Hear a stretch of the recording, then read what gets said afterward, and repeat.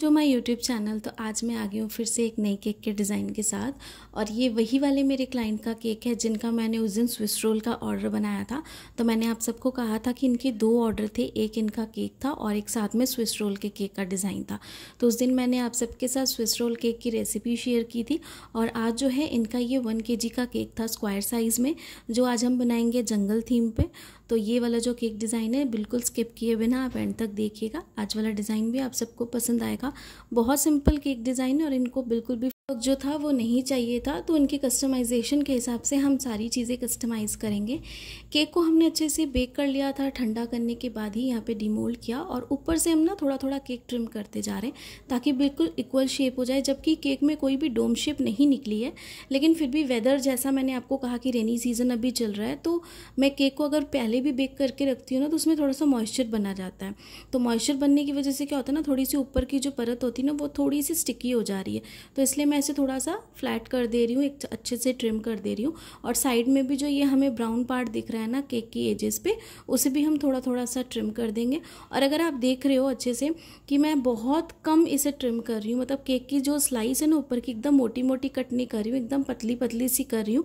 तो इसमें थोड़ा सा टाइम लगता है, टाइम कंज्यूमिंग काम है, लेकिन आप इस तरीके से करिएगा, आपका केक स्पॉन्ज एकदम बिल्कुल परफेक्ट जो एकदम रेडी हो जाएगा। जितना भी एक्स्ट्रा पार्ट है, जो अनइवन पार्ट हमें नहीं चाहिए, वो सारी चीज़ों को कट करने के बाद भी तो एकदम अच्छे से हमें करना। और केक स्पॉन्ज एकदम हमारा अच्छे से पूरा ठंडा हो गया था, इतना ठंडा कि आराम से हम इसे हैंडल कर सकते हैं, तो हमें उतना ठंडा करना है और अच्छे से ये सारी चीज़ें हमें करनी है। अगर आपका केक जो टॉप से थोड़ा सा चिपचिपा हो तभी, और अगर ना चिपचिपा हो तो आपको कोई भी ज़रूरत नहीं है करने की। जैसे केक है आप बिल्कुल वैसे ही डेकोरेशन कीजिए जैसे मैं करती हूँ। जैसे मैंने आगे भी वीडियोज़ में और भी बहुत सारी शेयर की हैं रेसिपीज़ केक से रिलेटेड, जो मैंने स्क्वायर साइज़ में भी बनाई हैं, राउंड शेप में भी बनाई हैं। और राउंड शेप में केक को डेकोरेट करना काफ़ी ज़्यादा इजी हो जाता है। जो स्क्वायर केक होता है ना उसकी थोड़ी जो एजेस है ना उसे थोड़ा सा टाइम लग जाता है क्लीन करने में, लेकिन जो राउंड शेप है ना उसके केक बहुत जल्दी डेकोरेट हो जाते हैं। तो जितना भी सारा भी एक्स्ट्रा यहाँ पे वेस्टेज है केक ब्रेड्स का, वो सारा हम इस तरीके से निकाल देंगे। और अब जो है इसकी हम कटिंग करेंगे 3 स्लाइसेस में अच्छे से ब्रेड नाइफ़ के साथ। आप जिसके साथ भी कंफर्टेबल हो, थ्रेड के साथ या फिर नॉर्मल नाइफ़ के साथ, जिसके साथ भी कंफर्टेबल हो उसके साथ आप कर सकते हो। मैं ब्रेड नाइफ़ के साथ आपको पता है कटिंग करती हूँ और मैं सेम यही ब्रेड नाइफ़ यूज़ करती हूँ क्योंकि मैं इसके साथ कंफर्टेबल हूँ। और अच्छे से इसकी कटिंग करेंगे। और मैं ना बहुत ज़्यादा पतली स्लाइस नहीं करती हूँ फ्रेंड्स, जितनी ज़रूरत होती है मैं उसके हिसाब से करती हूँ। अगर मैं इतनी पतली स्लाइस कर दूँगी ना तो केक पे लगेगी नहीं और अच्छा नहीं लगेगा। मैं उतनी रखती हूँ जितनी हमें ज़रूरत। अगर आप देख रहे हो इसकी थिकनेस मतलब जितनी सफिशिएंट होनी चाहिए मैंने उसके हिसाब से ही की है। और कई बार तो इससे भी थोड़ी सी मैं मोटी रहने देती हूँ केक की स्लाइस को।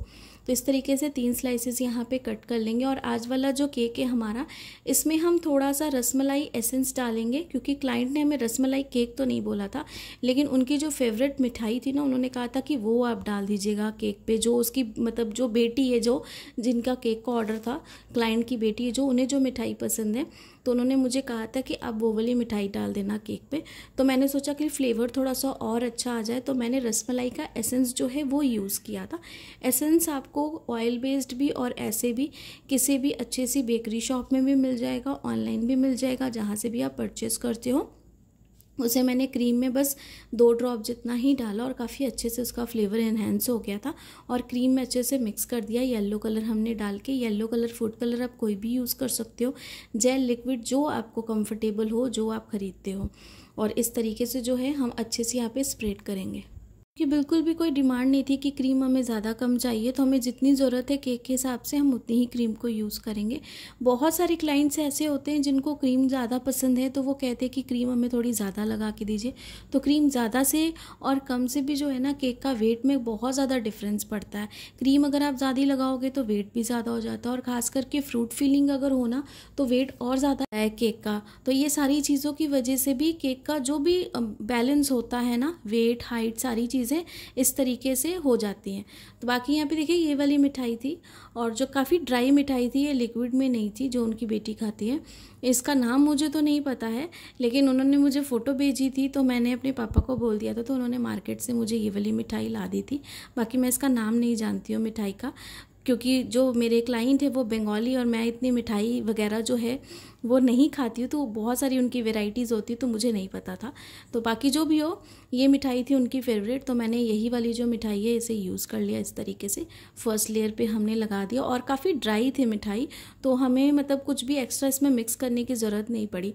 तो बाकी जो है 1 बाय 1 जैसे हम लेयरिंग करते हैं वैसे ही हम लेयरिंग करते जाएंगे।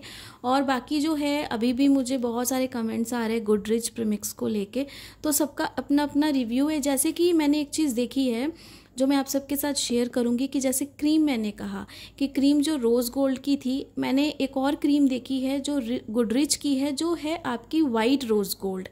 तो वाइट रोज़ गोल्ड और जो रोज़ गोल्ड है दोनों डिफरेंट है, क्योंकि वो जो पैकेट मैंने मार्केट में देखा था वो वाइट कलर का था, और यहाँ पे जो मैं पैकेट लेके आई थी ये मरून कलर का पैकेट था। तो दोनों में ऑब्वियस सी बात है डिफरेंस होगा।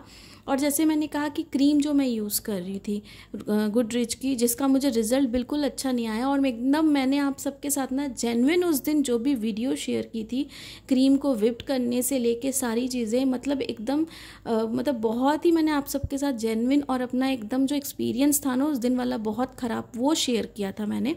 तो मुझे उस दिन की क्रीम बिल्कुल भी नहीं पसंद आई, और मैं दोबारा रिस्क तो नहीं लेना चाहूँगी, बट एक बार जिस दिन मैं फ्री टाइम में होंगी ना, तो आपने जैसे मुझे कहा है कमेंट में कि एक बार आप फिर से ट्राई कीजिएगा, तो कोई बात नहीं, मैं एक बार फिर से उसे ट्राई करूँगी, क्योंकि उसका जो एक पैकेट है ना वो मेरे पास अभी भी पड़ा है, जो हाफ़ बचा हुआ था पैकेट, तो हाफ़ पैकेट को मैंने अभी भी यूज़ नहीं किया है, वो इसी तरीके से ही फ्रीज़र में पड़ा हुआ है। तो मैं एक दिन फ्री टाइम में उसे फिर से विप्ड करके देखूंगी कि उसका क्या रिज़ल्ट आता है। लेकिन जैसे कि मुझे रिज़ल्ट अच्छा नहीं मिला, लेकिन आपको रिज़ल्ट अच्छा मिला गुडरिच की जो विप्ड क्रीम है उसके साथ। सेम वही चीज़ हुई है कि मैंने गुडरिच का प्रीमिक्स यूज़ किया, क्योंकि हर प्रोडक्ट यूज़ करके देखना चाहिए। मैंने प्रीमिक्स यूज़ किया है, एंड सच में मुझे गुडरिच का प्रीमिक्स अच्छा लगा, टेस्ट में भी अच्छा था, क्योंकि मैंने छोटा सा बना के खाया था रेड वेलवेट का जो मैंने आपको दिखाया, तो मुझे अच्छा लगा। चॉकलेट का भी मैंने यूज़ नहीं किया, बट चॉकलेट का भी जो फ्लेवर था, सारी चीज़ें थी, वो देख के समझ में आ रहा था कि काफ़ी अच्छा है, क्योंकि केक स्पॉन्जी था, सॉफ्ट था। और जिस दिन मैंने 5 kg का मिकी माउस वाला केक बनाया था, उसमें मैंने सारी वही लेयर्स लगाई थी जो एक दिन पहले मैंने शूट की थी, और सारे केक्स को बेक करके रखा हुआ था, आप सबके साथ शेयर किया था। तो मुझे क्लाइंट से सच में बहुत ज़्यादा जेन्युइन और मतलब सही मुझे उनसे जो फीडबैक है ना वो मिली, क्योंकि ये मेरे परमानेंट क्लाइंट है, तो इनको थोड़ा सा भी टेस्ट में कुछ भी ये नहीं लगा। बट जैसे आप सब कह रहे हो कि किसी को पसंद है गुडरिच, किसी को रिज़ल्ट अच्छे मिल रहे हैं, किसी को अच्छे नहीं मिल रहे हैं, तो पता नहीं ये चीज़ें क्यों हो रही हैं ऐसे, कि मतलब जैसे आप कहते हो दाने दाने रह जाते। बट मैंने भी केक स्पॉन्ज बेक किया था, बट गुडरिच में कुछ भी दाने दाने नहीं थे, लेकिन एक चीज़ थी कि वो थोड़ा सा लचीला था, यानी कि स्टिकी बैटर था थोड़ा। लेकिन बाकी अगर हम दूसरा बैटर यूज़ करें, प्रिस्टीन, फ्लिसबेरी, जियोन या ट्रोपोलाइट, तो इसका जो बैटर होता है ना वो पतला होता है, लेकिन वो स्टिकी नहीं होता है।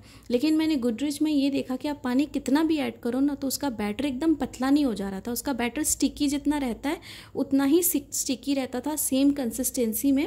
और जब हम उसे किसी कंटेनर में डालते थे, केक टिन में डालते हैं, और 10 से 15 मिनट रेस्ट देते हैं ना, तो फिर ऊपर का जो पार्ट है ना वो थोड़ा सा लिक्विड होता है। तो लेकिन फिर भी उसका रिज़ल्ट काफ़ी अच्छा लगा मुझे, कुछ भी उसमें दाने दाने नहीं थे। बाकी सबका अपना अपना एक्सपीरियंस है, जैसे क्रीम को लेके मेरा जो एक्सपीरियंस रहा गुडरिच की बिल्कुल ख़राब रहा, लेकिन प्रीमिक्स को लेके अच्छा रहा। वैसे ही आप सबका भी किसी किसी का गुडरिच प्रीमिक्स को लेके अच्छा रिव्यू है, किसी का बुरा है, बट कोई बात नहीं, आप जिसके साथ कंफर्टेबल हो, जो प्रीमिक्स के साथ आपको अच्छे रिजल्ट मिलते हैं, भले वो स्कार्च के साथ आप बना रहे हो या फिर मार्केट वाला, तो आप वही यूज़ करो। बट मैं कभी भी अगर अपने चैनल पर कोई भी चीज़ रिव्यू करूँगी, अगर दिखाऊँगी, तो मेरा कोई भी पेड प्रमोशन नहीं रहता है।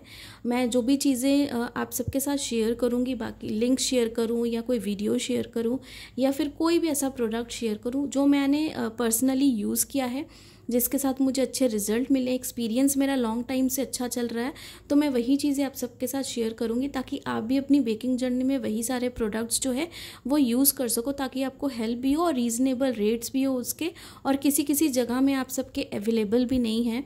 जैसे आप में से किसी एक व्यूअर ने मुझे कहा है कि आपकी जगह में सिर्फ गुडरिच का ही प्रीमिक्स मिलता है, और बहुत अच्छी बात है कि चलो अगर मिलता है गुडरिच का प्रीमिक्स, लेकिन फिर भी आप जो है उसका यूज़ कर रहे हो और आपको रिजल्ट अच्छे मिल रहे हैं। क्योंकि अगर सिर्फ गुडरिच का प्रीमिक्स मिले और अगर रिजल्ट अच्छे ना मिले, तो आपके पास कोई चॉइस नहीं रहेगी कि आप किसी और के साथ बना सको केक। अगर आप स्कार्च के साथ नहीं बनाते हो, सिर्फ आप प्रीमिक्स के साथ बनाते हो, तो बहुत सारी चीज़ें हैं। बाकी जैसे आप मोटिवेट करते हो, जो डाउट होते हैं, जो भी कुछ अगर आपके मन में बात होती है कुछ भी अगर ऐसी, तो आप ज़रूर कमेंट सेक्शन में कीजिए। कुछ भी माइंड करने वाली बात नहीं है। आपके जो भी फीडबैक्स रहेंगे अच्छे बुरे, मैं उन्हें मोटिवेशन तरीके से ही लूँगी। बाकी मैंने आप सबको कहा था कि उस दिन भी लाइट गई थी, तो सेम डे का सेम टाइमिंग पे शूट था। पहले मैंने जो स्विस रोल था उसे कट किया था और सेम टाइमिंग पे इसे भी हमें डेकोरेट करना था, और मैं रेडी होके कर रही थी क्योंकि फटाफट केक को हमें देना था। तो लाइट गई हुई थी, बट मैंने पूरी कोशिश की है कि आपको जितना हो सके मैं यहाँ पे दिखाऊं।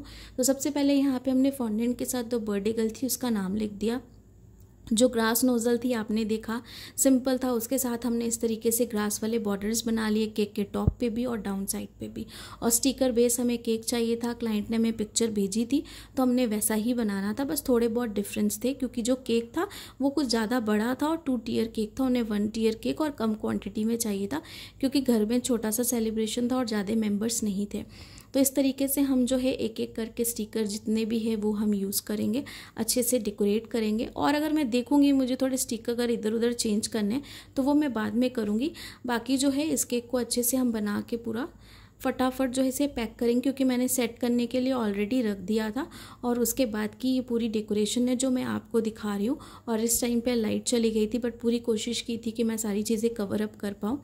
तो थोड़ा सा और फैंसी लुक देने के लिए मैंने यहाँ पे ज़्यादा नहीं, येलो कलर के एकदम छोटे छोटे से ये फॉन्डेंट फ्लावर्स बनाए थे। फॉन्डेंट फ्लावर जो कटर आता है उसके साथ, जो छोटा वाला होता है ना फ्लावर कटर, उसी के साथ बनाए थे। और ज़्यादा फॉन्डेंट वर्क, उन्हें कुछ फॉन्डेंट वर्क तो चाहिए ही नहीं था, लेकिन इतने से फॉन्डेंट वर्क से कुछ नहीं होने वाला। केक की डेकोरेशन थोड़ी सी और अच्छी हो जाएगी। और जंगल थीम पे अगर ऐसे आप छोटे फ्लावर्स बनाओ ग्रास के ऊपर तो बहुत ज़्यादा अच्छी लुक देते हैं। तो बिल्कुल भी सिंपल लुक नहीं रहती। और कुछ भी हम स्प्रिंकल्स यहाँ पे यूज़ नहीं करने वाले थे, तो इसलिए मैंने यहाँ पे छोटे छोटे से कहीं पे जो फ्लावर्स है फॉन्डेंट वाले वो बना के लगा दिए ताकि डेकोरेशन थोड़ी सी और ज़्यादा अच्छी लगे। और जो बच्चा है, बर्थडे गर्ल है, वो भी खुश हो जाए थोड़ी बहुत डेकोरेशन और ज़्यादा देख के। जबकि ये जो स्टिकर्स थे काफ़ी अच्छे थे और अच्छी क्वालिटी के थे, और इनकी जो साइज़ है स्टिकर्स की वो भी काफ़ी अच्छी थी। 4 इंच के इस तरीके से ये स्टिकर्स थे, 3 to 4 इंच के। तो इस तरीके से केक हमारा ऑलमोस्ट रेडी है। और एक आधा फ्लावर्स हम देख लेंगे कहीं पे अगर हमें लगाना है तो फ्रंट पे एक हम और स्टिकर लगा देंगे यहाँ पे एनिमल का, ताकि यहाँ पे लुक जो है थोड़ी सी और अच्छी आए। तो केक आप कितना भी सिंपल बनाओ, फॉन्डेंट केक बनाओ, स्टिकर बेस्ड केक बनाओ या फिर व्हिप्ड क्रीम केक बनाओ, हमेशा आप अपने काम पे हमेशा सफाई रखिए, प्रैक्टिस करिएगा तो सारी चीज़ें ऑटोमेटिक डे टू डे जो है ना वो खुद ब खुद ठीक होती जाएंगी। बस कोई भी चीज़ हो एकदम ध्यान से आप अरेंज कीजिए केक पे कि कैसा लग रहा है। तो यहाँ पे लाइट हमारी आ चुकी थी जब मैंने आपको दिखाया, सारी डेकोरेशन होने के बाद ही लाइट आई थी। तो यहाँ पे ये पूरी इसकी ओवरऑल लुक है। होम डिलीवरी केक था हमारे दोनों के दोनों। और इस केक का जो प्राइस था वो मैंने 700 लिया था। आप अपनी जगह के हिसाब से ज़्यादा कम जैसा है आप ऐसा चार्ज कर सकते हो। बाकी आई होप कि आज की केक वीडियो और साथ में जो भी टिप्स आप सबके साथ मैंने शेयर किए काफ़ी ज़्यादा हेल्पफुल रहे होंगे। Thanks for watching.